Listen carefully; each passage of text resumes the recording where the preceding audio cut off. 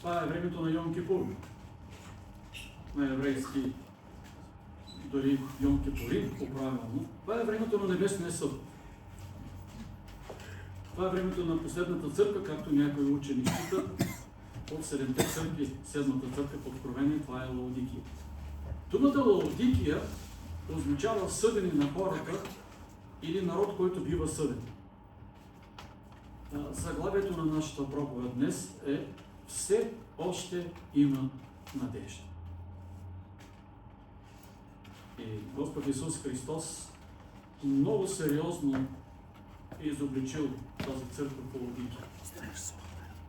И Той направил това, защото толкова много я обича и Той не е безразличен към нея.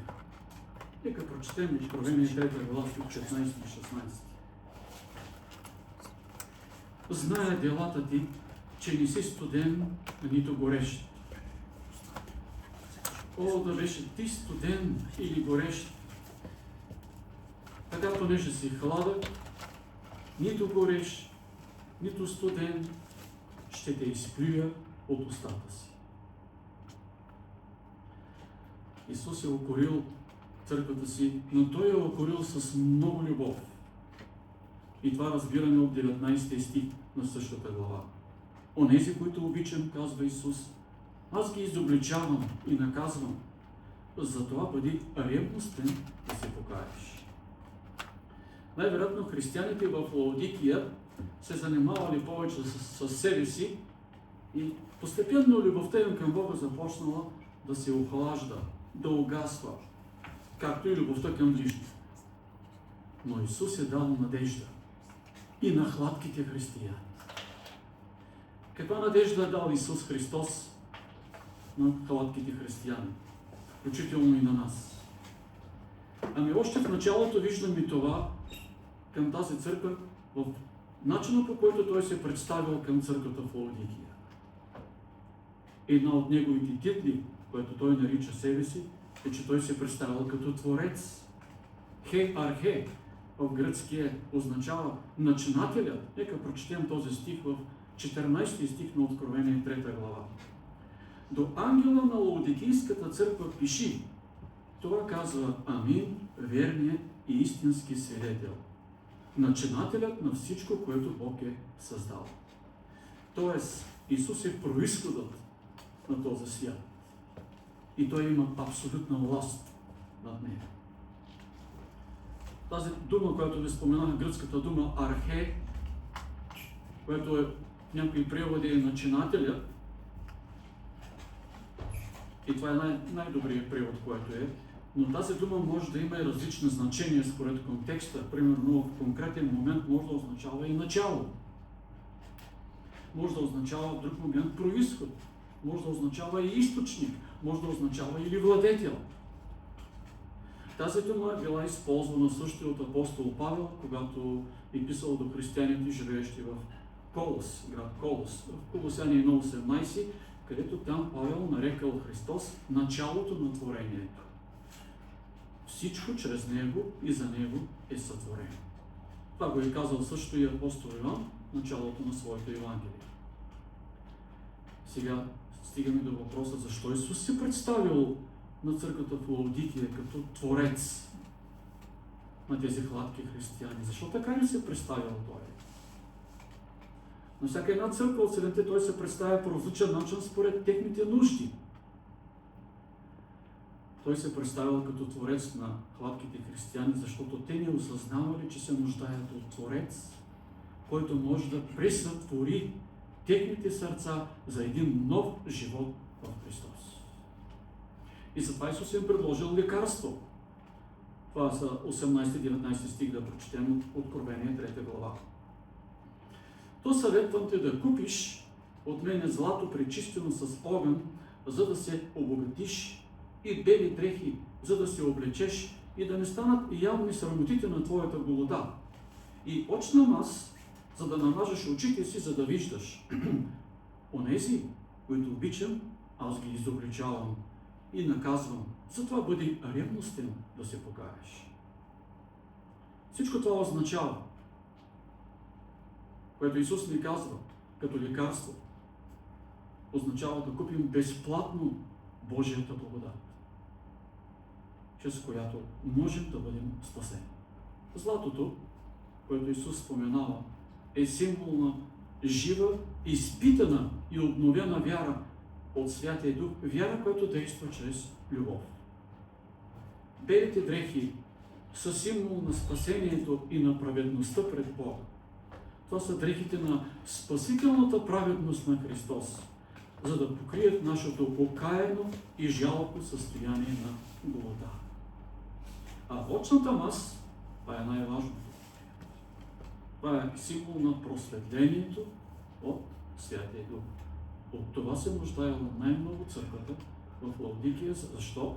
За да може да види и разбере истинското си духовно състояние. Че християните в тази църква са духовно бедни поради своята гордост, поради своята самодостатъчност и поради своето безразличие.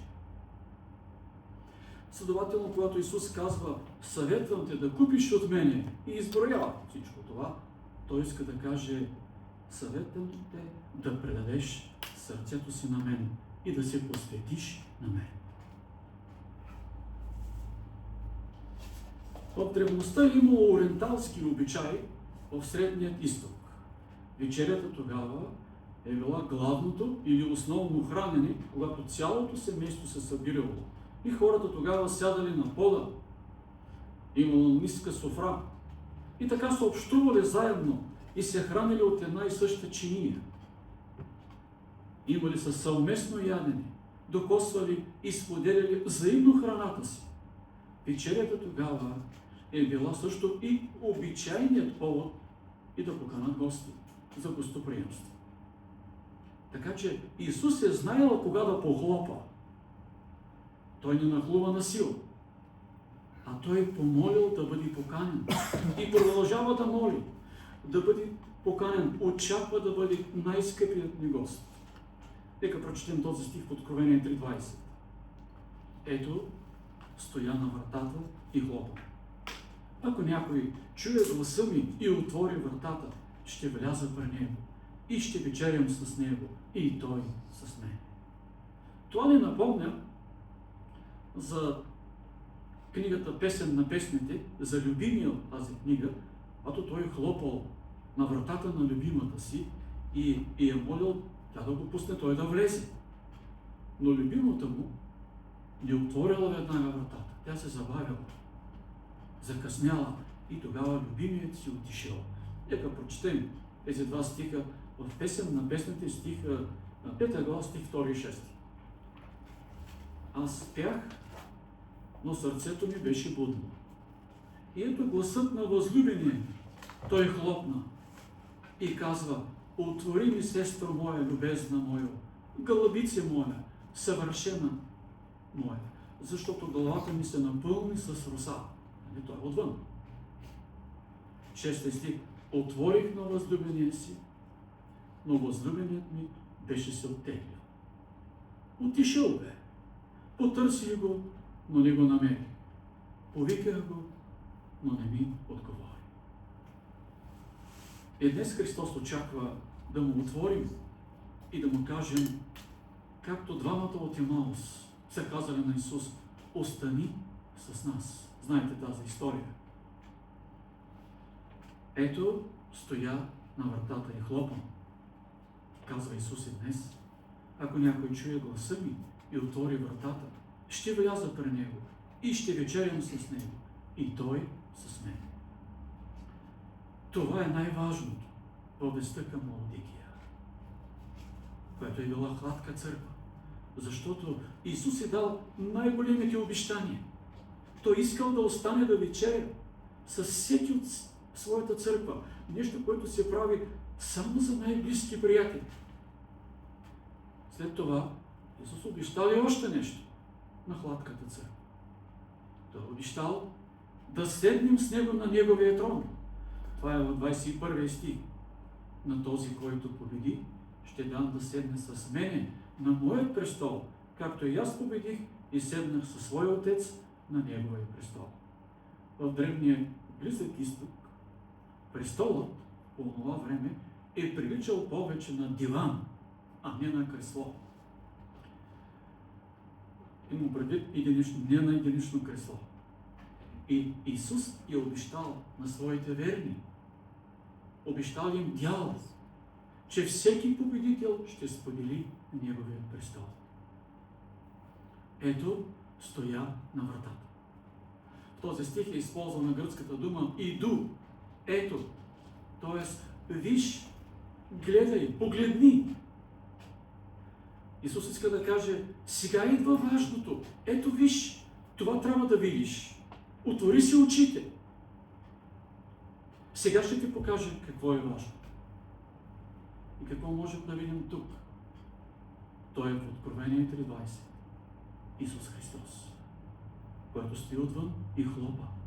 Той е до нас. Това е всъщност вестта към Лаодикия. Исус ни казва, знам, че си хладък, но погледни към мен. Аз стоя пред вратата. Просто я отвори. Това ни умолява. Дори понякога да имаме усещането, че Исус е напуснал своята църква поради лаодикийската ни хладкост. Колко се е отдалечил Исус от нас, колко се е отдалечил Той от църквата си. Той е съвсем близо и стои на вратата на сърцето. Няма значение какво мислим ние за църквата. Въпросът е къде е Исус. И в най-лошия случай Исус не отива по-далеч от вратата на сърцето. И това е окуражаващо. Тоест все още живеем в това благодатно време за спасение. Колко време е нужно на една църква, за да има пак Исус при себе си? Църквата има нужда от какво? Само от малко тишина. И аз съм благодарен на Господ, че видяхме такава тишина днес по време на съботния урок.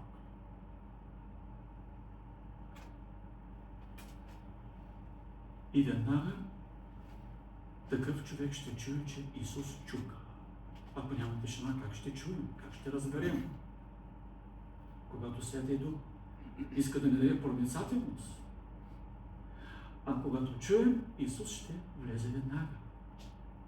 Защото ще имаме желание да му отворим. Разбрахме от какво се нуждае една църква, за да се случи това. От какво се нуждаем ние днес, църквата? От малко тишина. Защо? За да чуем Исус. За да можем да чуем как Той хлопа. Това е всъщност добрата вест за църквата ни в края. Защо Исус Христос вижда толкова много стойност в своята църква? Защо ли? Защото Неговата църква е нещо величествено в Божия план. Защото със силата на Святия Дух в църквата Исус ще победи всяка сила, всяка атака на дявола. Църквата на Исус е най-важното нещо за Бога на тази земя. Сега ще прочетем Матей 16 глава, стих 13 и 14, когато Исус завел своите ученици в най-северната част на Израел. Това е Кесария Филипова. Там, където има най-много езичество по това време. Матей 16 глава, стих 13 и 14 може да отворим. А Исус, като дойде в околностите на Кесария Филипова, попита учениците си, като им каза: какво казват хората, кой е човешкият син? А те казаха: едни казват, че е Йоан Кръстител, други пък Илия, а други Еремия или един от пророците. Как мислите, тези отговори на учениците религиозни ли са? Основани ли са на библейското познание? Те не са правилни отговори, но те са религиозни отговори. Какво означава това? Че една такава религия не познава Исус Христос. Не е достатъчно само да даваме религиозни отговори на въпросите на хората. Затова Исус продължил да пита своите ученици. Ще прочетем от 15 до 17 стих.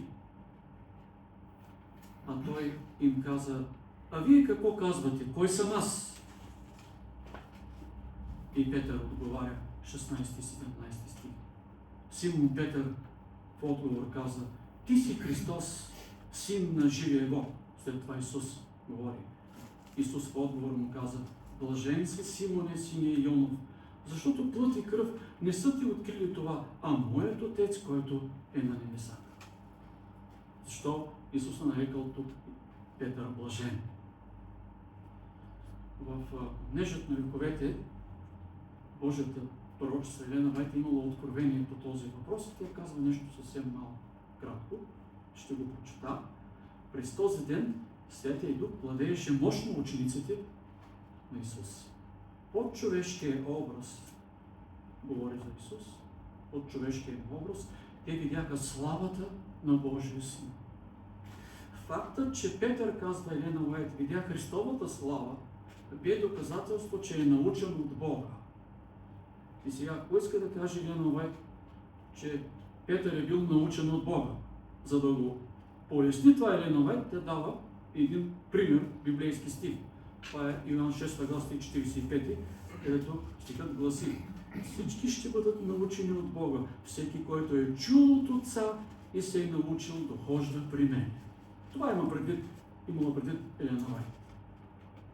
Петър е блажен, защото не е слушал какво мислят фарисеите или законниците или другите хора. Петър е блажен, защото той е чул гласа на Отец. Разбира се, това, което Святия Дух му е дал като проницателност. Това имам предвид. Петър е блажен не защото той е знаел верният отговор, а защото е чул гласа на Отец. Защото Петър в този момент е бил достатъчно смирен, за да запази мълчание и да слуша Бога, за да чуе Духът, да чуе Божият глас.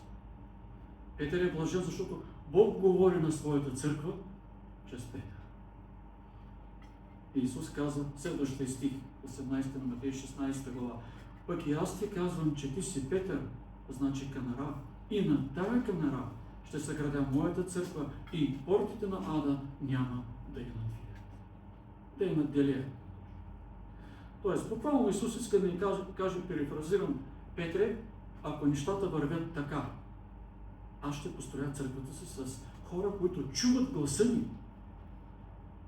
Хора, които не просто имат някаква религия, а хора, които могат да възприемат, да усетят моят глас. Това е църквата, която искам, казва Исус, да съградя.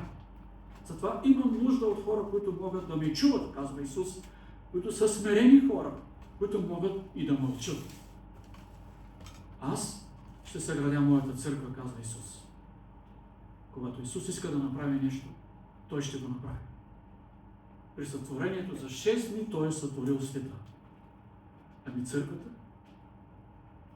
Имате ли желание да видите как Христос съгражда своята църква и днес? Искате ли да видите качествен живот в Неговата църква? Да видите как хора идват в църквата и техният живот се променя?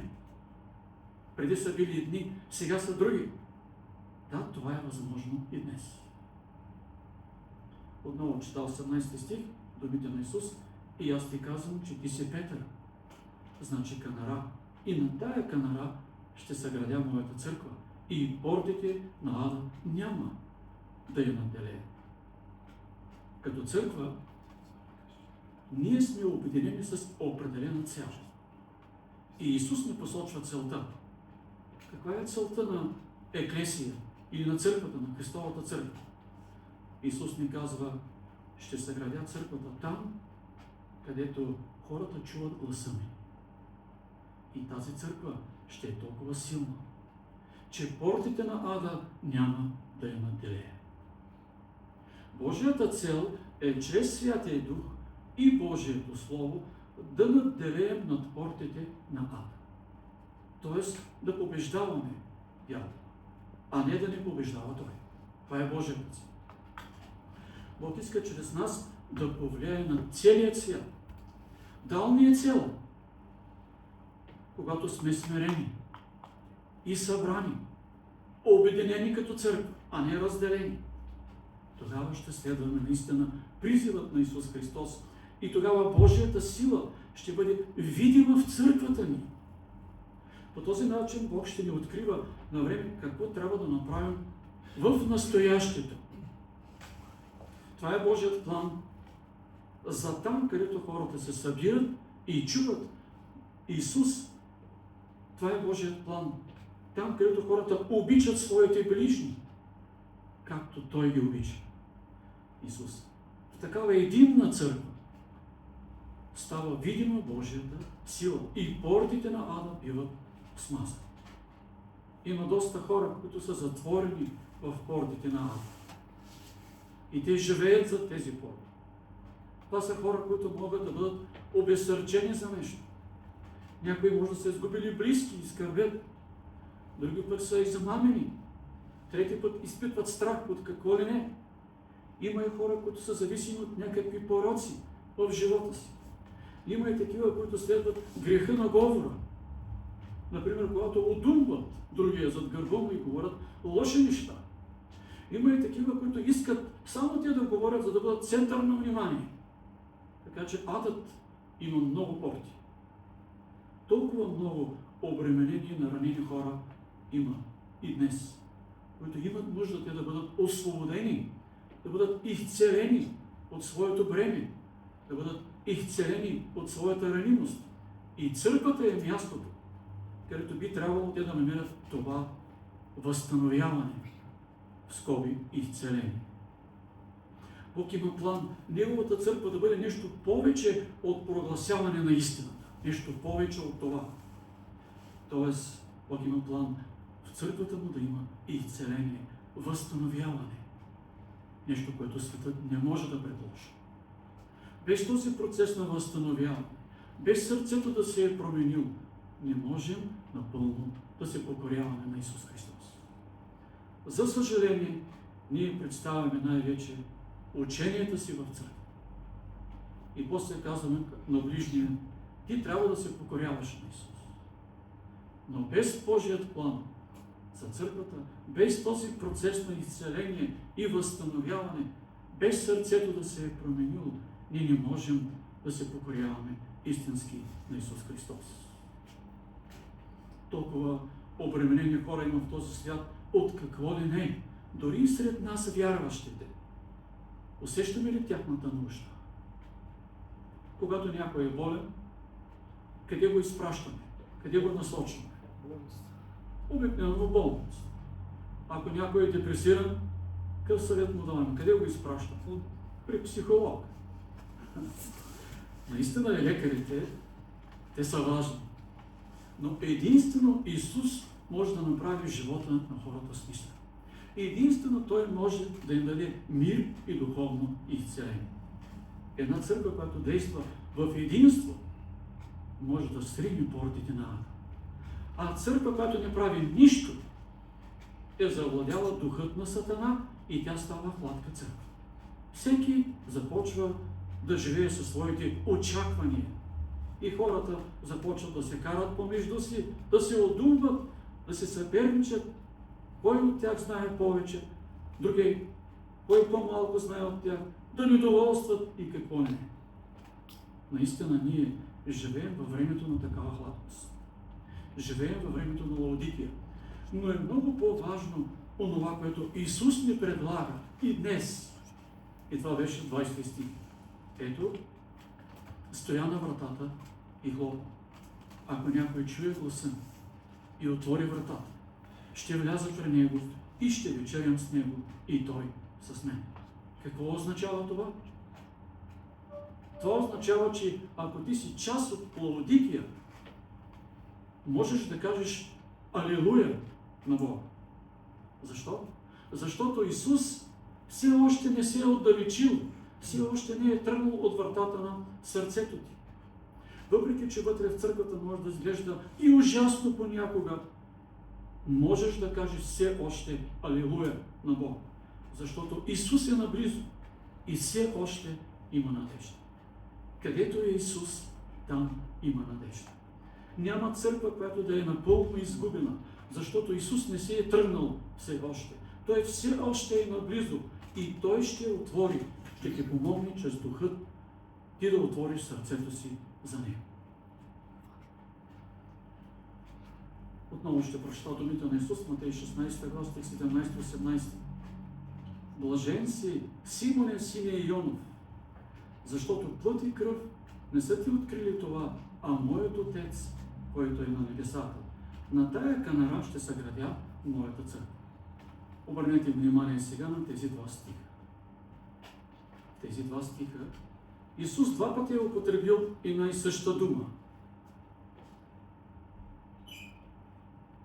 Надявам се, че разбрахте кое е. Това е думата моя. Веднъж моят Отец, втори път моята църква. Цяла нощ Христос се е молил на Отец и за Него е било по-важно Той да говори със своя Отец, отколкото да се храни и да се почива. Но Той е бил готов и да пожертва разделата се с Бог Отец. Били готов да пожертва и собствения си живот. Защо? За да изгради своята църква. Затова Той нарича как? Моята църква. Моят Отец и моята църква. Тези две неща са твърде лични и твърде скъпи за Исус Христос. Той е влюбен в църквата си. И именно това прави църквата му свята. Той умира за църквата си. Умира за нас. За Него църквата е нещо прекрасно. Тя е Неговата невяста. Най-красивата жена на света. Затова Исус е платил със собствената си кръв, за да има своя църква. И така, живеем във времето на Небесния съд. Това е времето на последната църква, Лаодикия, която Исус сериозно изобличава, защото твърде много я обича. И ние все още можем да купим това, което Исус ни предлага. Да купим безплатно Божията благодат. Най-важното за нас в вестта към Лаодикия е в края на тази вест в Откровение 3.20. Ето, стоя на вратата и хлопа. Ако някой чуе гласа и отвори вратата, ще вляза при него и ще вечерям с него и той с него. Исус е съвсем близо до нас. Той стои на вратата на твоето и на моето сърце. Тогава какво да направим? Нужна ни е какво? Малко тишина. Защо? За да чуем нашият Спасител, за да чуваме Божият глас. Апостол Петър е преживял това. Блажен е този, който слуша Божият глас.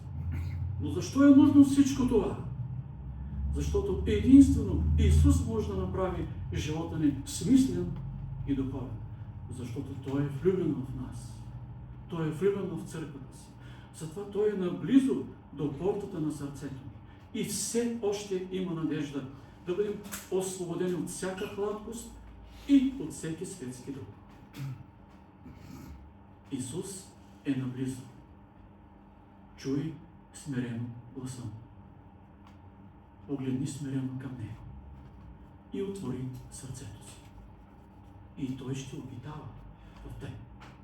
Исус е обещал това. И ние го четем в думите му в Йоан 14 глава стих 23. Това е обещание. Ако ме люби някой, ще пази учението ми. И Отец ми ще го възлюби. И ние ще дойдем при Него и ще направим обиталище у Него. Днес Исус ти казва: предай напълно сърцето си на мен и се посвети на мен. Мога да ти дам свобода от всяка твоя слабост и от всяка хладкост. Копнея да бъда с теб. Копнея да бъда в твоето сърце. Нека дадем ответ на Исус Христос с пълно предаване и посвещение на Него. Амин.